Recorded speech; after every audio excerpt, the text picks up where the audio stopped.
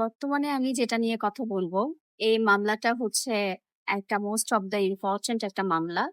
আর এই ভুলটা কখনো কেউ করবেন না। তাতে করে কিন্তু আপনারও জেল হয়ে যেতে পারে। সো এই দিকে অবশ্যই সতর্কবার্তা। বাংলাদেশের প্রেক্ষাপটে দেখা যায় বর্তমানে এরকম অনেক মানুষ আছে যারা এই ধরনের প্রবলেম গুলোতে ফেস করে। বিশেষ করে ছেলে হোক মেয়ে হোক, এট দ্যাট টাইম সবাই এই প্রবলেম গুলো ফেস করে। এবার হচ্ছে যে মামলাটার বিষয়ে আমি কথা বলবো সেটা হচ্ছে একজন ভিকটিম, একটা মেয়ে, তাকে হচ্ছে একটা ছেলে প্রপোজ করে, সে প্রপোজালে একসেপ্ট না করে দেয়, যার কারণে হচ্ছে তার উপর ক্ষিপ্ত হয়ে সে কিছু একটা অকারেন্স করার চেষ্টা করে।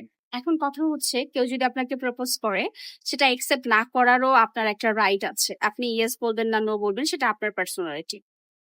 সো যাই হোক, সে কি করে, তার কিছু ছবি বা পিকচার কালেক্ট করে সে সেগুলো দিয়ে এআই এর মাধ্যমে সেগুলোকে বিভিন্ন ভাবে বিকৃত বা নগণ্য বা জঘন্য ভাবে সেগুলোকে পোস্ট করে এবং বিভিন্ন প্রকারের স্ট্যাটাস দেয়। মেয়েটাকে সামাজিক ভাবে বা যে কোনো ভাবে তাকে হ্যারাসমেন্ট করার চেষ্টা করে। তো মোস্ট অফ দ্য টাইম সেই ছবিগুলো ভাইরাল হয়ে যায়। আর সেই ভাইরাল হওয়ার কারণে তার রিলেটিভসরা বা তার আশেপাশের পরিচিত মানুষজনরা, তারা সবাই আসলে তাকে প্রশ্নবিদ্ধ করে এবং সে বারবার বুঝাতে চায় যে আমি এটা করিনি বা এটা একটা ফেক আইডি, এটা কেউ করেছে। তারপরও সে যখন এটা বুঝাতে অসক্ষম হয় তখন সে ট্রমা হয়ে যায়। মানসিকভাবে সে টর্চারিং এর কারণে সে ট্রমাটাইজ হয়ে যায়, যার কারণে সে একটা সময় সে মনে করে যে সে হচ্ছে সুইসাইড করবে, সে আত্মহত্যা করবে। তো এটা আসলে বাংলাদেশের প্রেক্ষাপটে আমি বুঝি না, বর্তমানে এই 2026 সালে এসে বর্তমানের যুগে মানুষ এত আধুনিক হওয়ার পরেও এই কাজগুলো কিভাবে করে আমার আসলে জানা নাই। আমরা তো সবাই এআই সম্পর্কে অবগত, আমরা সবাই জানি এআই দিয়ে মানুষ কি করতে পারে, কত জঘন্য কাজ করতে পারে। এআই একটা ভালো দিক, আপনি যখন এটাকে ভালো দিকে নিবেন তখন এটা ভালো দিক, যখন এটা খারাপ দিকে নিবেন তখন এটা খারাপ দিক।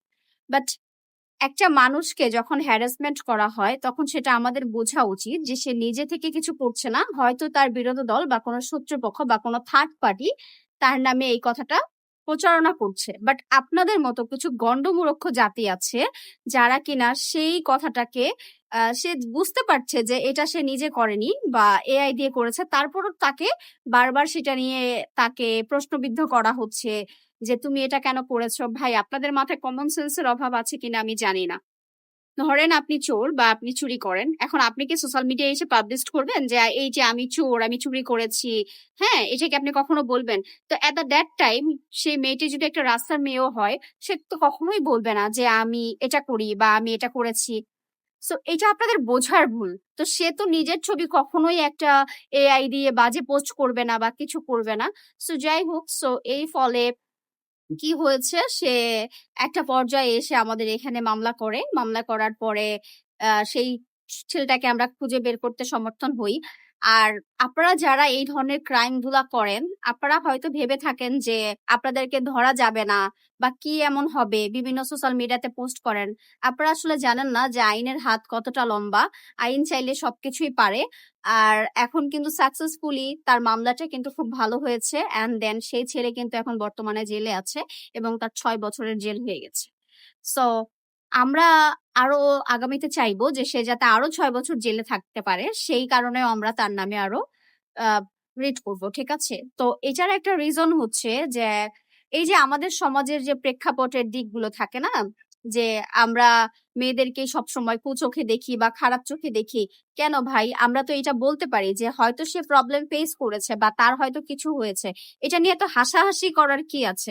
এই ঘটনাটা তো আপনার ফ্যামিলির কারোর সাথে ঘটতে পারতো, এট দ্যাট টাইম আপনার বোনের সাথে ঘটতে পারতো, আপনার মেয়ের সাথে ঘটতে পারতো বা আপনার বউর সাথে ঘটতে পারতো। তখন আপনি কি বলতেন? আপনি কি এই ধরনের খারাপ ভাষায় কথা বলতে পারতেন? তখন কি আপনি বলতে পারতেন যে আমার বউটা খারাপ, আমার মেয়েটা খারাপ বা আমার বোনটা খারাপ? তখন তো এটা বলতেন না। তখন আপনি কি করতেন? আপনি বলতেন যে না ঠিক আছে, এটা তো হয় নাই, আমার বোন তো এরকম না, আমার মেয়ে তো এরকম না। তখন তো আপনি আপনার নামে সুপারিশ করতেন বা সাফাই গাইতেন।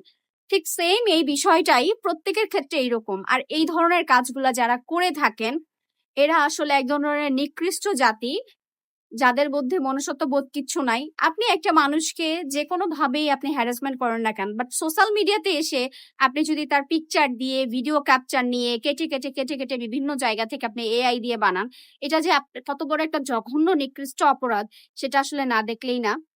আমরা যারা লার্নাররা আছি বা যারা লয়াররা আছি তারা তো প্রতিদিন আমরা বিভিন্ন ক্রাইম দেখি, ক্রাইম দেখতে দেখতে আমরা এরকম। সো এই ধরনের কার্যক্রমগুলো আসলে আমাদের সমাজে প্রেক্ষাপটে অনেক ঘটে যাচ্ছে, অনেক ঘটছে। তো সবাই আসলে এগুলাতে আসে না। তো আমি বলবো যে আইনের ধারাতে তার হচ্ছে জেল হয়েছে বা তার নামে মামলা হয়েছে, তাকে কিন্তু আমরা ধরতে বলছি যে আবারও সক্ষম হচ্ছি। তো কেউ এই ভুলগুলা করবেন না যে আপনার তাকে ভালো লাগেনি বা তাকে আপনি দেখতে পারেন না, ভালো কথা, তাকে আপনি দেখবেন না। কিন্তু তার সম্পর্কে আপনি একটা খারাপ কথা বলবেন, ইভেন তার ছবি দিয়ে আপনি খুব বাজে কিছু মন্তব্য করবেন, এটা কিন্তু করবেন না। রিভেঞ্জ অফ ন্যাচারাল, কারণ এটা আপনি যখন করবেন আপনার ওপর সেটার কিন্তু অবশ্যই আসবে। ওই যে মানুষ বলে না, ইট মারলে তো পাটকেলটা আপনার খেতে হবে, বিষয়টা সেরকমই।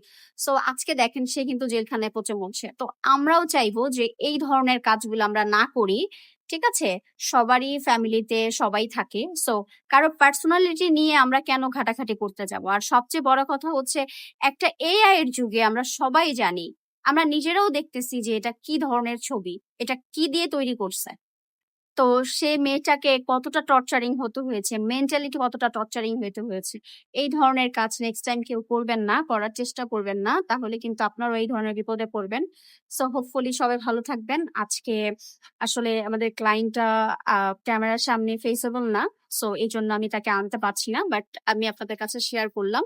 সো আমি হোপফুলি আশা করবো যে আপনারা কেউ কখনো এই ধরনের কাজ করবেন না। এগুলো যে কতটা ট্রমার মধ্যে থাকে, এগুলা আসলে করাটা ঠিকও না। কারণ আমরা তো দেখি যে আমাদের বিভিন্ন যারা আর্টিস্ট আছে বা যারা মডেল আছে এবং আমাদের বিভিন্ন ধরনের মানুষ যারা সোশ্যাল মিডিয়াতে ভাইরাল অ্যাটলিস্ট, তাদের ছবি দিয়েও বিভিন্ন ধরনের কাজগুলো করে। তো তারা যদি অ্যাকশনে যায়, আইনগত ব্যবস্থা নেয়, তখন কিন্তু আপনারা কোথাও লুকিয়ে থাকতে পারবেন না। আপনারা যেই আনাচে কোনাচে লুকিয়ে থাকেন না কেন, আইন কিন্তু আপনাদের সেখান থেকে তুলে নিবে। মানে দ্যাট মিনস হচ্ছে আপনাদের সারা বছরের বুদ্ধি চিন্তা দিয়ে যে শ্রমটা করলেন আর আমাদের জাস্ট একটা কলমের জন্য শেষ, আপনার লাইফটা কিন্তু পুরো শেষ। সো এটা বুঝে শুনে করবেন, অবশ্যই কেউ কিছু করবেন না। So thank you, tata, bye bye. আজকে এই পর্যন্তই, ভালো থাকবেন সবাই।